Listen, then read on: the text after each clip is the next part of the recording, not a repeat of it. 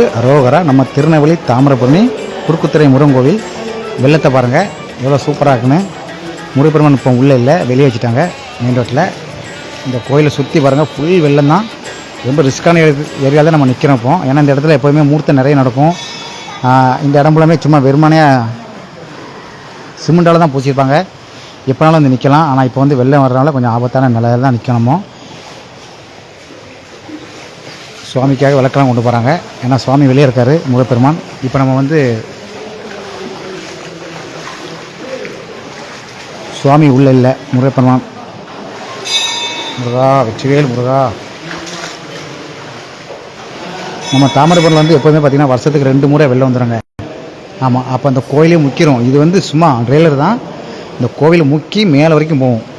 யாருமே உள்ளே வர முடியாது. ஏன், நம்ம மெயின் ரோட்டில் தான் நிற்கணும். வெள்ளம் பார்க்குறதா வெளியே தான் நிற்கணும். இன்றைக்கி தான் ஏதோ கொஞ்சம் தான் வெள்ளம் ஓடுறது. அதனால் வந்து உள்ளே வரைக்கும் வந்திருக்கோம்.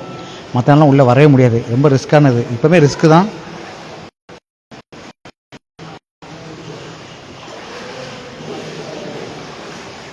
இப்போவே நாங்கள் ரொம்ப ரிஸ்க் எடுத்து தான் உள்ளே வந்திருக்கோம்.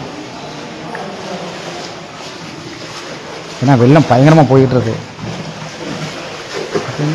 போடுறதுவா இங்கே நிற்க மாதிரியா, அங்கே நிற்க மாதிரியா?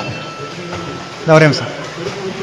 ட்ரெஸ் போட்டிங்களா? ட்ரெஸ் போட்டிங்களா? இருக்கல ட்ரெஸ்ஸு போடலையா? ட்ரெஸ்ஸு அப்படி போடலையா? சரி, இந்த வரேன். அப்படி என்னங்க எடுத்துரும். இங்கே பாருங்கள் ஃப்ரெண்ட்ஸ், இவ்வளோ வெள்ளம் போகுதுன்னு பயங்கரமாக. பேஸில் இருக்கீங்களோ? அப்படி அதில் போட்டால் எடுத்துருவீங்களா? ஆமாம், உங்கள் மெசேஜில் எனக்கு காயின் போடுங்க, நான் மெசேஜ் அனுப்பிவிட்டேன். ஓகே வச்சேன், பார்த்துக்கிறேன்.